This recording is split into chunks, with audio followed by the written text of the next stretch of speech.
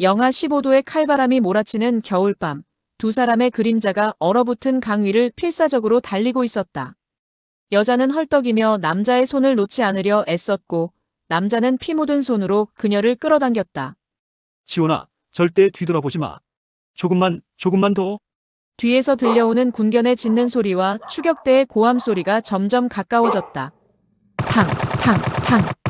총소리가 어둠을 가르고 얼음 위에 총알이 박혔다. 얼음이 갈라지는 소리가 발밑에서 들렸지만 멈출 수 없었다. 멈추는 순간이 끝이라는 걸 그들은 알고 있었다. 민혁 오빠, 못 가겠어요. 힘이. 안 돼. 여기까지 왔는데. 저기 봐. 중국 쪽 불빛이 보여. 그때였다. 화당 하는 소리와 함께 여자가 물속으로 빠져들었다. 영하의 강물이 그녀를 집어삼켰다. 남자는 단 1초의 망설임도 없이 뛰어들었다. 얼어붙는 추위 속에서도 그는 그녀의 손을 놓지 않았다. 이것은 평양의 특권층 딸과 국경경비대 장교가 금지된 사랑을 넘어 자유를 향해 달려간 실화입니다. 20년이 지난 지금도 생생한 그날의 기억, 지금부터 끝까지 들려드리겠습니다. 이야기를 시작하기 전에 구독과 좋아요 버튼을 눌러주시면 매일 감동적인 탈북 이야기를 놓치지 않고 만나보실 수 있습니다. 그리고 댓글로 어느 지역에서 이 사연을 듣고 계신지 남겨주시면 한 분 한 분 반갑게 인사드리겠습니다. 자, 그럼 이제 사연을 시작하겠습니다. 안녕하세요. 저는 2006년 겨울 사랑하는 사람과 함께 두만강을 건너 중국을 거쳐 이곳 대한민국까지 온 탈북자 박지원입니다. 지금은 서울에서 음악치료센터를 운영하며 평범한 삶을 살고 있지만 19년 전 그 겨울을 생각하면 아직도 가슴이 떨립니다. 제 이야기는 2005년 봄 평양에서 시작됐어요. 저는 평양음악무용대학을 졸업하고 만수대 예술단에서 피아니스트로 활동하고 있었습니다. 아버지는 당 간부였고 어머니는 인민배우였죠. 이른바 특권층이었던 거예요. 하지만 특권층이라는 게 뭐 그리 대단한 건 아니었어요. 그저 남들보다 조금 덜 굶주리고 조금 더 나은 집에서 살 뿐이었죠. 그날은 4월 중순쯤이었을 거예요. 리허설을 마치고 극장을 나서는데 갑자기 소나기가 쏟아졌습니다. 우산도 없이 처마 밑에서 비를 피하고 있는데 누군가 제 옆에 섰어요. 돌아보니 군복을 입은 남자였습니다. 30대 초반쯤 되어 보였고 중2 계급장을 달고 있었죠. 날카로운 눈빛이었지만 어딘가 온화한 느낌이 있었어요. 우리는 비에 대한 간단한 이야기를 나눴고 그가 저번 주 공연을 봤다고 말했을 때 저는 놀랐습니다. 마지막 부분의 연주 기법까지 정확히 기억하고 있었거든요. 음악을 이해하는 군인이라니. 대부분의 군인들은 행진곡이나 혁명가요 외에는 관심도 없었는데 말이죠. 비가 그칠 때까지 우리는 음악 이야기를 나눴어요. 쇼팽, 차이콥스키, 베토벤까지. 그의 눈빛이 살아있었어요. 음악을 진심으로 사랑하는 사람의 눈빛이었죠. 비가 그치자 그는 자신을 강민혁이라고 소개했고 국경경비대 소속이라고 했습니다. 저는 그저 제 이름만 말했어요. 그날 헤어지면서 저는 알았습니다. 뭔가 특별한 일이 시작되고 있다는 것을.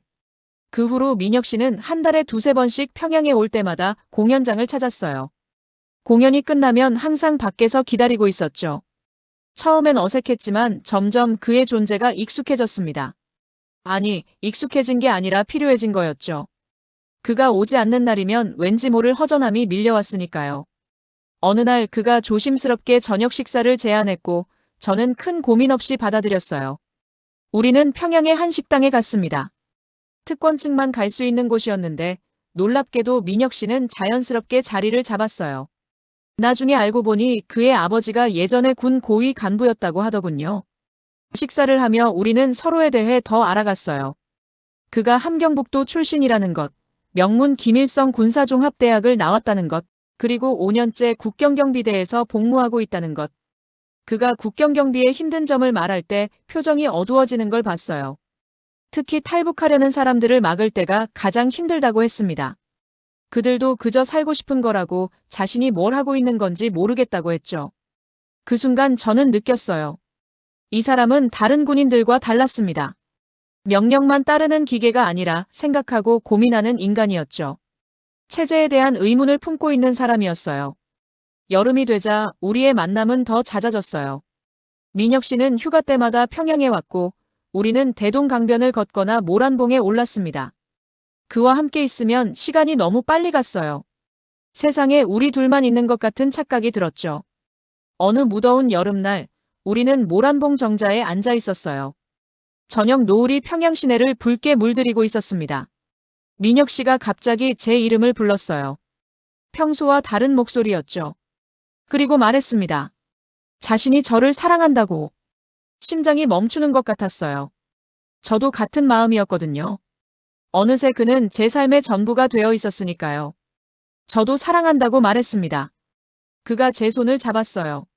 따뜻한 손이었죠. 우리는 오래도록 그렇게 앉아 있었습니다. 말없이 그저 서로의 온기만 느끼며. 하지만 행복한 시간은 오래가지 않았어요. 북한에서 순수한 사랑 같은 건 사치였으니까요. 어느 날 아버지가 저를 불렀어요. 표정이 심상치 않았습니다. 제가 요즘 누구를 만나고 있다는 얘기를 들었다고 하더군요. 국경경비대 장교를 만나고 있다며 강민혁이라는 사람을 말이죠. 가슴이 철렁했어요. 아버지는 화가 나 있었습니다. 당 간부의 딸이 어떻게 그런 말단 장교와 만날 수 있냐고 소리쳤어요. 저는 그가 말단이 아니라고 훌륭한 분이라고 항변했지만 소용없었습니다. 아버지는 책상을 내리치며 다시는 만나지 말라고 명령했어요. 안 그러면 그 사람의 미래는 끝이라고 제 것도 끝이라고 위협했죠. 그날 밤 저는 울면서 민혁 씨에게 편지를 썼어요. 비밀 우체통을 통해서요. 우리가 헤어져야 할 것 같다고 아버지가 알았다고 그에게 피해가 갈까봐 무섭다고 썼습니다. 다음 날 답장이 왔어요. 짧지만 강렬한 문장이었습니다. 도망가자고 이곳을 떠나자고 우리가 자유롭게 사랑할 수 있는 곳으로 가자고 했어요. 그 편지를 읽는 순간 모든 게 명확해졌어요. 우리가 함께 있으려면 이곳을 떠나야 한다는 것을. 탈북. 그 위험천만한 선택만이 우리에게 남은 유일한 길이었습니다. 2005년 가을, 우리는 비밀리에 만나 탈북 계획을 세우기 시작했어요. 만나는 것조차 위험했지만 다른 방법이 없었습니다. 민혁 씨는 국경경비대 장교로서 엄청난 위험을 감수하는 거였지만 그는 단호했어요. 우리는 버려진 창고에서 만났습니다. 아무도 오지 않는 곳이었죠. 민혁 씨가 손수 그린 지도를 펼쳤을 때 저는 그제야 현실감이 들었어요. 정말 떠나는구나. 이 모든 것을 뒤로 하고. 그가 설명하기 시작했어요. 12월 말 새해 직전이 가장 좋은 타이밍이라고 했습니다. 경비가 가장 느슨해지는 때라고요. 다들 송년 분위기에 취해 있어서 감시가 소홀해진다고 했죠. 그의 근무구역에서 두만강까지는 15km였습니다. 밤새 걸어야 하는 거리였죠. 준비물 목록을 적어주었어요. 여러 겹 입을 수 있는 옷, 식량, 약품, 중국 돈. 저는 몇 달 동안 조금씩 준비했습니다. 공연 수당으로 받은 돈을 모았고 어머니 몰래 두꺼운 옷들을 챙겨뒀어요. 의심받지 않도록 조금씩, 아주 조금씩이요. 11월 어느 날 민혁 씨가 심각한 표정으로 왔어요. 부대에 새로운 정치장교가 왔는데 자신을 의심하고 있는 것 같다고 했습니다. 평양에 자주 간다는 걸 눈치챈 거죠. 불러서 캐묻기까지 했다고요. 민혁 씨는 친척이 있다고 둘러댔지만 완전히 믿는 것 같지는 않았대요. 우리는 더 조심해야 했어요. 만남도 줄이고 편지도 더 은밀하게 주고받았습니다. 한 달에 한 번, 많아야 2번 만나는 게 전부였죠. 그 시간이 너무 길고 고통스러웠지만 참아야 했어요. 들키는 순간 모든 게 끝이었으니까요. 12월이 되자 날씨가 급격히 추워졌어요. 평양에도 눈이 많이 내렸습니다. 민혁 씨는 매일 강의 상태를 확인했대요. 얼음이 충분히 두꺼워졌는지 건널 수 있을 만큼 단단한지 말이죠. 그의 편지에는 긴장감이 묻어났어요. 12월 25일, 마지막 만남이었어요. 일주일 후면 우리는 모든 것을 시도하는 거였습니다. 민혁 씨가 제 양손을 잡으며 약속하자고 했어요. 무슨 일이 있어도 손을 놓지 않기로요. 저는 약속했습니다. 그러고는 그가 한 가지를 더 말했어요. 만약 자신이 잡히면 혼자라도 가라고 중국 조선족 동네에 있는 친구의 주소를 건네며 꼭 거기로 가라고 했죠. 저는 울면서 약속했어요. 하지만 마음속으로는 다짐했습니다. 절대 혼자 가지 않겠다고. 함께 가거나 함께 잡히거나 둘 중 하나라고요. 12월 30일 마지막 준비를 했어요. 저는 작은 배낭에 필수품만 챙겼습니다. 옷 몇 벌, 약간의 식량, 돈, 그리고 어머니의 사진 한 장. 그 사진을 넣으면서 눈물이 났어요. 어머니께 제대로 작별 인사도 못하고 떠나는 거잖아요. 하지만 말할 수 없었습니다. 말하는 순간 모든 게 끝이었으니까요. 민혁 씨는 마지막 정찰을 했대요. 경비 배치, 순찰 시간, 모든 것을 다시 확인했다고 했죠. 완벽하다고 내일 밤 11시 30분에 약속 장소에서 만나자고 했어요. 12월 31일, 2005년의 마지막 날이 밝았어요. 아침에 일어나니 눈이 내리고 있었습니다. 창밖을 보며 생각했어요. 이게 좋은 징조인지 나쁜 징조인지. 낮에는 평소처럼 연습실에 갔어요. 평소처럼 피아노를 쳤습니다. 하지만 손이 떨렸어요. 건반을 누를 때마다 이게 마지막 일지도 모른다는 생각이 들었죠. 동료가 괜찮냐고 물었지만 그냥 피곤하다고 둘러댔습니다. 저녁 6시 집으로 돌아왔어요. 마지막 저녁 식사였죠. 어머니가 제가 피곤해 보인다며 일찍 자라고 하셨어요. 저는 고개를 끄덕이며 마음속으로만 말했습니다. 안녕히 계세요, 어머니. 사랑해요. 이해해 주세요. 밤 10시 모두가 잠든 후 저는 조용히 집을 나섰어요. 작은 배낭 하나만 메고 말이죠. 23년을 살아온 집을 마지막으로 돌아봤습니다. 제가 태어난 곳, 자란 곳, 수많은 추억이 있는 곳. 안녕, 내 고향. 마음속으로 작별을 고하고 어둠 속으로 걸어갔어요. 밤 11시 20분, 약속 장소에 도착했어요. 평양 외곽에 버려진 공장이었습니다. 민혁 씨는 이미 와 있었어요. 우리는 말없이 꽉 안았습니다. 떨리는 서로의 심장 소리가 느껴졌어요. 그가 조용히 물었어요. 준비됐냐고. 저는 고개를 끄덕였습니다. 거짓말이었어요. 전혀 준비되지 않았거든요. 하지만 돌아갈 수는 없었죠. 민혁 씨가 제 손을 잡았습니다. 우리의 자유를 향해 가자고 했어요. 우리는 북쪽으로 걷기 시작했어요. 하늘에서는 눈이 계속 내렸고 발밑은 미끄러웠습니다. 거리는 한산했어요. 새해 전야라 사람들이 대부분 집에 있었죠. 하지만 그래도 조심해야 했어요. 언제 어디서 감시의 눈이 있을지 모르니까요. 새벽 1시 첫 번째 검문소에 도착했어요. 여기서부터가 진짜 시작이었습니다. 민혁 씨가 당당하게 앞으로 나갔어요. 경비병이 정지 신호를 보내며 누구냐고 물었습니다. 민혁 씨는 침착하게 자신의 소속과 계급을 밝혔어요. 긴급 순찰 중이라고 탈북 정보가 있어서 확인하러 간다고 했죠. 경비병이 잠시 의심스러운 눈초리를 보냈지만 곧 통과시켰습니다. 중위 계급장과 자신감 있는 태도가 통한 거였어요. 우리는 무사히 지나갔지만 제 심장은 터질 것 같았습니다. 등 뒤로 식은땀이 흘렀어요. 새벽 2시 두 번째 검문소를 통과했어요. 여기는 첫 번째보다 더 쉬웠습니다. 경비병들이 술에 취해 있었거든요. 송년 분위기에 취해서 제대로 확인도 하지 않고 그냥 보내줬어요. 새벽 3시 드디어 두만강이 보였어요.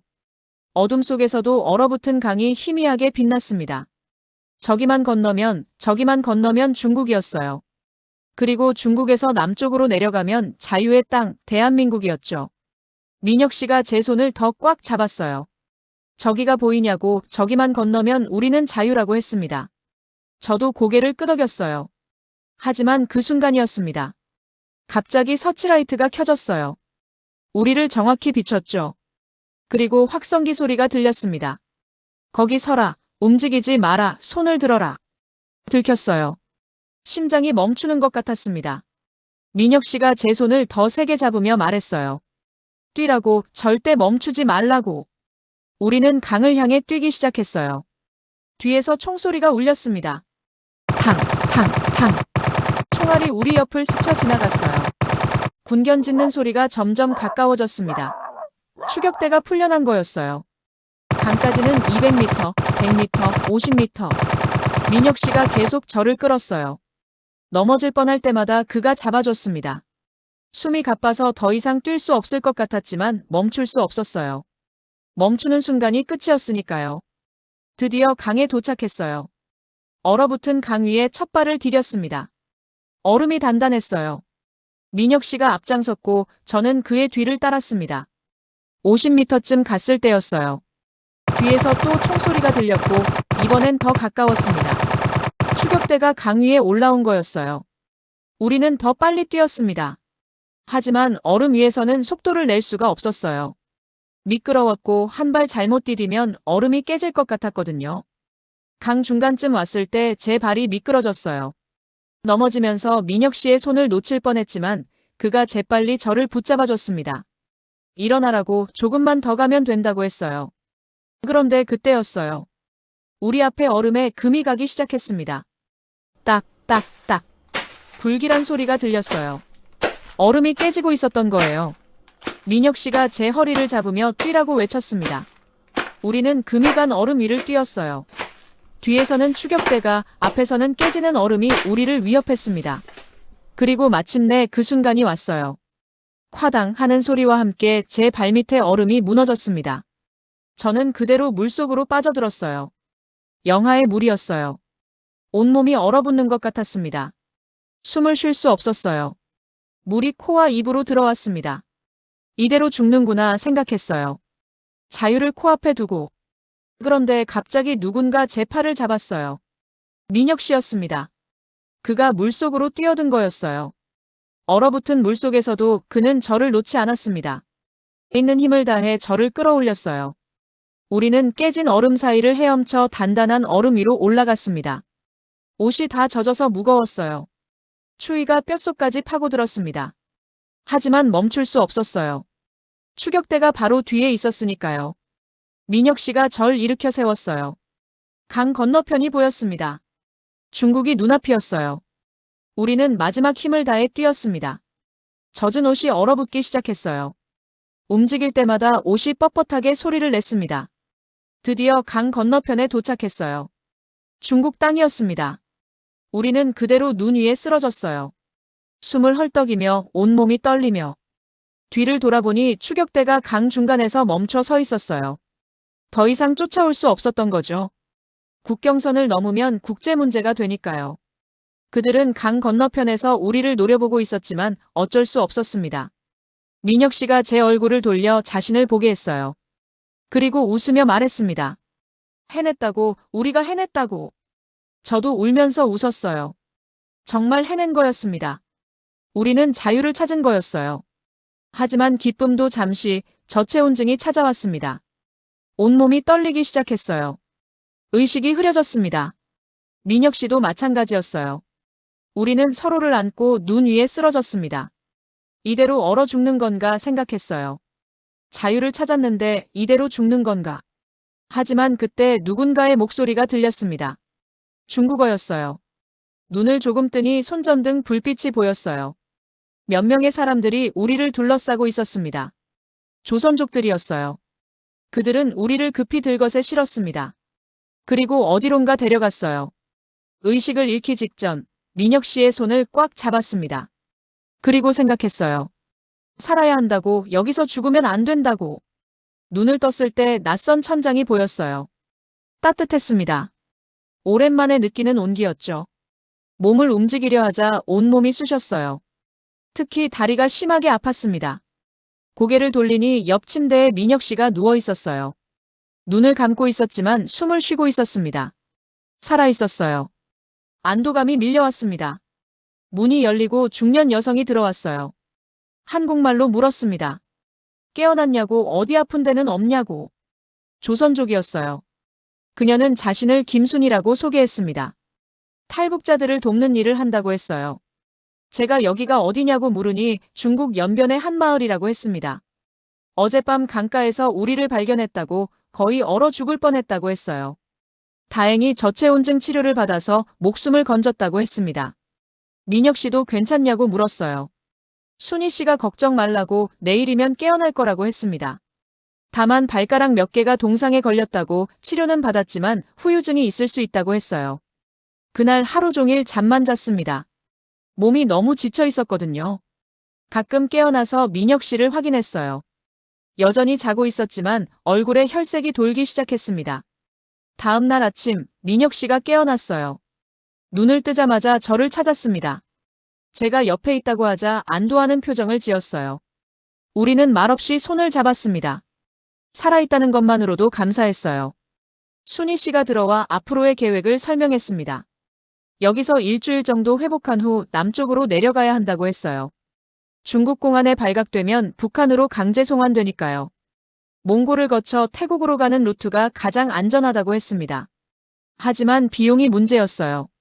1인당 300만 원 정도가 필요했습니다. 우리에게는 그런 돈이 없었죠. 순희 씨가 말했어요. 여기서 몇 달 일하면서 돈을 모으는 수밖에 없다고.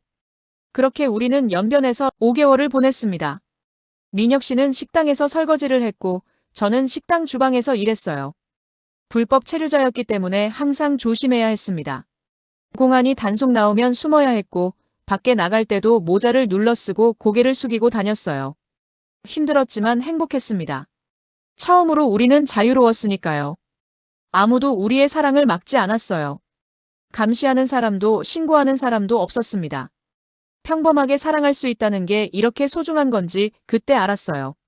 저녁에 일이 끝나면 우리는 함께 시장을 걸었습니다. 북한에서는 볼 수 없었던 풍요로움이 있었어요. 과일, 고기, 옷, 신발, 모든 게 넘쳐났습니다. 사람들은 자유롭게 웃고 떠들었어요. 어느 날 저녁 민혁 씨가 제게 작은 반지를 건넸어요. 은반지였습니다. 비싸지 않았지만 제게는 세상에서 가장 값진 것이었죠. 그가 말했습니다. 자유의 땅에 가면 정식으로 결혼하자고, 아이도 낳고 평범하게 살자고. 저는 울면서 고개를 끄덕였어요. 그게 제 꿈이었으니까요. 그저 평범하게 사랑하는 사람과 함께 사는 것. 5개월 후 우리는 드디어 충분한 돈을 모았습니다. 브로커를 통해 몽골로 가는 루트를 예약했어요. 다시 한번 목숨을 건 여정이 시작되는 거였습니다. 트럭 짐칸에 숨어서 몽골 국경까지 갔어요. 20명이 넘는 탈북자들이 함께였습니다. 좁고 답답했지만 참아야 했어요. 중국 공안에 걸리면 모든 게 끝이었으니까요. 이틀 동안 트럭을 타고 이동했습니다. 화장실도 갈 수 없었고 제대로 먹지도 못했어요. 하지만 견뎌야 했습니다. 자유를 위해서라면 이 정도 고통은 아무것도 아니었으니까요. 드디어 몽골 국경에 도착했어요. 밤에 사막을 걸어서 국경을 넘었습니다. 고비 사막이었어요. 모래바람이 얼굴을 때렸고 길을 잃을 것 같았습니다. 하지만 브로커가 앞장서서 길을 인도했어요. 새벽 4시쯤 몽골 땅에 발을 디뎠습니다.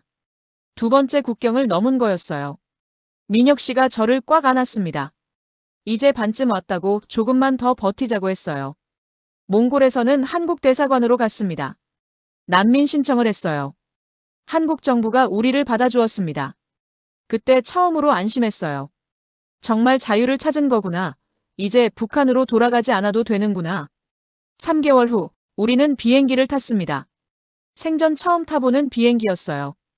이륙할 때 너무 신기해서 계속 창밖을 봤습니다. 구름 위를 날고 있다니 믿기지 않았어요. 5시간의 비행 끝에 인천공항에 도착했습니다. 2007년 6월 15일이었어요.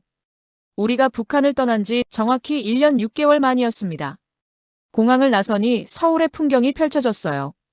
높은 빌딩들, 수많은 자동차들, 네온사인들. 북한에서는 상상도 못했던 광경이었습니다. 민혁 씨가 제 손을 잡으며 말했어요. 드디어 왔다고, 우리의 자유를 찾았다고. 정부에서 제공하는 하나원에 들어갔습니다. 3개월간 한국 사회 적응 교육을 받는 곳이었어요. 한국어도 배우고 문화도 배우고 직업 훈련도 받았습니다. 처음에는 모든 게 낯설었어요. 말투도 달랐고 문화도 달랐습니다. 북한에서 쓰던 단어들이 여기서는 통하지 않았어요. 사람들은 친절했지만 가끔 우리를 이상하게 쳐다봤습니다. 탈북자라는 걸 알면 동정 어린 눈빛을 보냈어요. 하지만 적응해야 했습니다. 이곳이 우리의 새로운 고향이었으니까요. 민혁 씨는 열심히 공부했어요. 한국사도 배우고 경제도 배우고 컴퓨터도 배웠습니다. 저는 음악을 다시 시작하고 싶었어요. 피아노를 칠 수 있는 곳을 찾았습니다. 3개월 후 하나원을 수료했어요. 정부에서 작은 아파트와 정착금을 지원해 주었습니다. 서울 외곽의 작은 원룸이었지만 우리에게는 궁전 같았어요. 우리만의 공간이었으니까요. 그해 겨울, 우리는 결혼했습니다. 구청에서 간단한 혼인 신고만 했어요. 화려한 결혼식은 없었지만 상관없었습니다. 우리가 함께라는 것, 그것만으로 충분했으니까요. 민혁 씨는 물류회사에 취직했고 저는 음악학원에서 피아노를 가르치기 시작했어요. 월급은 많지 않았지만 행복했습니다. 처음으로 우리 힘으로 번 돈으로 살아가는 거였으니까요. 2010년 봄, 우리에게 아이가 생겼습니다. 딸이었어요. 이름을 자유라고 지었습니다. 우리가 목숨 걸고 찾은 그 자유를 기억하고 싶어서였죠. 아이를 안았을 때 눈물이 났어요. 이 아이는 태어날 때부터 자유로운 거였습니다. 감시받지 않고 성분에 얽매이지 않고 꿈을 마음껏 꿀 수 있는 아이였어요. 우리가 평생 갈망했던 것을 이 아이는 그냥 갖고 태어난 거죠. 민혁 씨도 아이를 보며 울었어요. 이 아이에게만큼은 우리가 겪은 고통을 물려주지 않겠다고, 자유롭게 키우겠다고 다짐했습니다. 아이가 자라면서 가끔 물었어요. 엄마 아빠는 왜 북한에서 왔냐고, 거기는 어떤 곳이냐고. 우리는 솔직하게 말해줬습니다. 거기는 자유가 없는 곳이라고, 사랑하는 사람과 함께할 수도 없는 곳이라고. 그래서 엄마 아빠가 목숨을 걸고 여기까지 왔다고요. 아이가 5살 되던 해, 민혁 씨가 대학에 진학했어요. 사회복지학을 공부하고 싶다고 했습니다. 탈북자들을 돕고 싶다고, 우리가 받은 도움을 다른 사람들에게 돌려주고 싶다고 했죠. 저도 음악 치료를 공부하기 시작했어요. 트라우마를 겪은 탈북자들에게 음악으로 치유를 주고 싶었습니다. 우리 둘 다 낮에는 일하고 밤에는 공부했어요. 힘들었지만 행복했습니다. 꿈을 향해 나아갈 수 있다는 것 자체가 축복이었으니까요. 2015년 민혁 씨는 탈북자 지원단체에서 일하기 시작했습니다. 새로 들어온 탈북자들을 상담하고 정착을 도왔어요. 자신의 경험을 나누며 그들에게 희망을 줬습니다. 저는 음악치료사 자격증을 땄어요. 그리고 탈북 청소년들을 위한 음악교실을 열었습니다. 트라우마와 적응 문제로 힘들어하는 아이들에게 음악을 가르쳤어요. 피아노를 치면서 조금씩 마음을 열어가는 아이들을 보면 뿌듯했습니다. 가끔 악몽을 꿨어요. 아직도 북한에 있는 꿈, 탈북이 실패해서 잡혀가는 꿈, 강 위에서 얼어 죽는 꿈. 그럴 때면 민혁 씨가 저를 꽉 안아줬습니다. 괜찮다고, 여기는 자유로운 곳이라고, 우리는 안전하다고 말해줬어요. 민혁 씨도 가끔 힘들어했어요. 북한에 두고 온 가족들 생각에 괴로워했습니다. 특히 아버지 생각을 많이 했어요. 아들이 탈북했다는 이유로 처벌받았을 거라고, 정치범 수용소에 갔을지도 모른다고 자책했죠. 그럴 때면 제가 그를 위로했습니다. 당신 잘못이 아니라고, 우리는 살기 위해 선택한 거라고, 아버지도 이해하실 거라고 말했어요. 2018년 우리는 시민권을 받았습니다. 정식으로 대한민국 국민이 된 거였어요. 여권도 받았습니다. 생전 처음 여권을 손에 쥐었을 때의 감격을 잊을 수 없어요. 이제 우리는 어디든 갈 수 있었습니다. 자유롭게 세계를 여행할 수 있었어요. 첫 해외여행으로 일본에 갔습니다. 비행기를 타고 호텔에 묵고 관광지를 다니는 평범한 여행이었어요. 하지만 우리에게는 기적 같은 일이었습니다. 15년 전만 해도 상상도 못했던 일이었으니까요. 돌아오는 비행기 안에서 민혁 씨가 말했어요. 우리가 참 멀리 왔다고, 그때 두만강을 건널 때는 오늘을 상상도 못했다고. 저도 고개를 끄덕였습니다. 정말 먼 길을 왔구나, 우리가. 2020년 코로나가 터졌어요. 세상이 멈춘 것 같았습니다.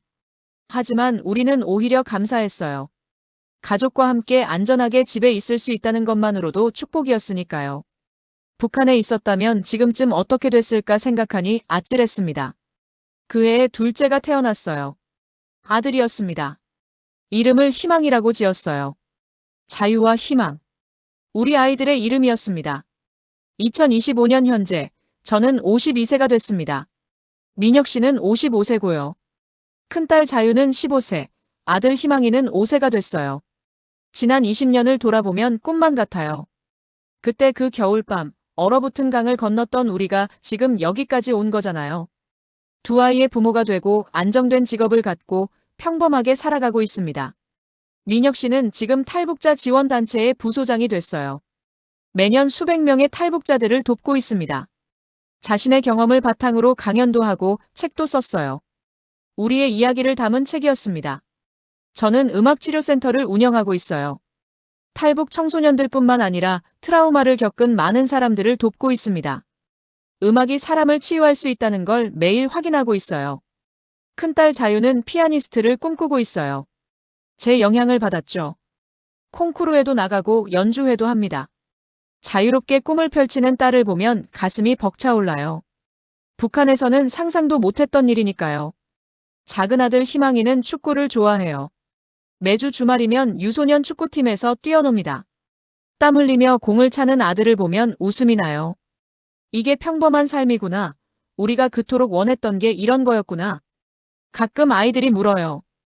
엄마 아빠는 후회하지 않냐고, 고향이 그립지 않냐고.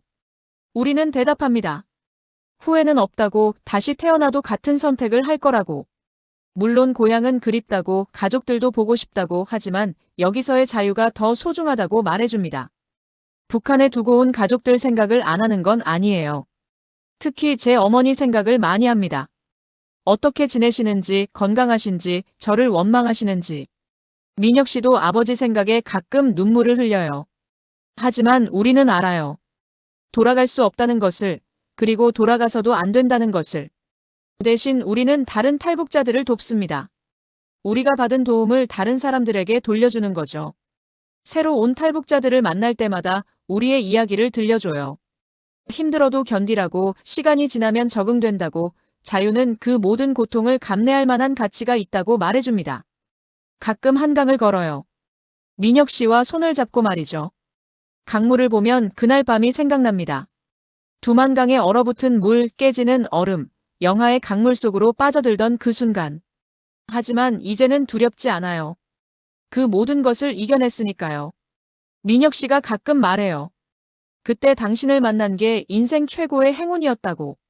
저도 같은 마음입니다. 그가 없었다면 저는 탈북할 엄두도 못 냈을 거예요. 그와 함께였기에 가능했던 일이었습니다. 청취자 여러분, 이것이 제 이야기입니다. 평양의 특권층 딸과 국경경비대 장교가 어떻게 만나 사랑에 빠지고 목숨을 걸고 두만강을 건너 자유를 찾았는지. 자유는 공짜로 주어지지 않았어요. 피와 눈물과 희생으로 얻은 것이었습니다. 하지만 그만한 가치가 있었어요. 매일 아침 자유롭게 숨쉬고 사랑하는 사람과 함께 있고 아이들이 꿈을 펼치는 걸 보는 것. 이 모든 게 기적이고 축복입니다. 아직도 북한에는 자유를 갈망하는 2,500만 명이 있어요. 그들도 언젠가 이 자유를 누릴 수 있기를 매일 기도합니다. 그리고 지금 이 순간에도 국경을 넘으려는 누군가를 위해 기도해요. 그들이 무사히 자유를 찾기를, 우리처럼 행복한 결말을 맞이하기를 바랍니다. 마지막으로 한 가지만 말씀드리고 싶어요. 자유 대한민국에 사는 여러분, 지금 누리는 자유를 당연하게 생각하지 마세요. 그것은 기적이고 축복이고 누군가 목숨을 걸고 지켜낸 소중한 것입니다. 아침에 눈을 뜨는 것, 원하는 옷을 입는 것, 먹고 싶은 음식을 먹는 것, 사랑하는 사람과 함께 있는 것, 이 모든 평범한 일상이 얼마나 소중한지 기억해 주세요. 우리의 이야기가 누군가에게 희망이 되기를 바랍니다. 아무리 어려운 상황에서도 포기하지 않으면 길이 열린다는 것을, 사랑은 모든 장벽을 넘을 수 있다는 것을 믿어주세요. 20년 전 그 겨울밤, 민혁 씨와 제가 손을 잡고 얼어붙은 강을 건넜을 때 우리는 몰랐습니다. 그 선택이 우리 인생을 어떻게 바꿀지, 두 아이의 부모가 되고 자유롭게 살아갈 수 있을지. 하지만 한 가지는 확실히 알았어요. 함께라면 무엇이든 할 수 있다는 것을. 그리고 자유를 위해서라면 목숨도 걸 수 있다는 것을요. 긴 이야기 들어주셔서 감사합니다. 우리의 이야기가 여러분의 가슴에 작은 울림이라도 남기기를 바랍니다. 자유 대한민국 만세. 그리고 언젠가 자유통일 한국이 되는 그날까지 우리는 포기하지 않을 것입니다. 북한에 남아있는 모든 분들에게도 자유가 찾아오는 그날을 꿈꾸며 오늘 이야기를 마칩니다. 감사합니다. 마지막으로 우리들의 이야기가 공감이 가신다면 구독과 좋아요를 부탁드립니다.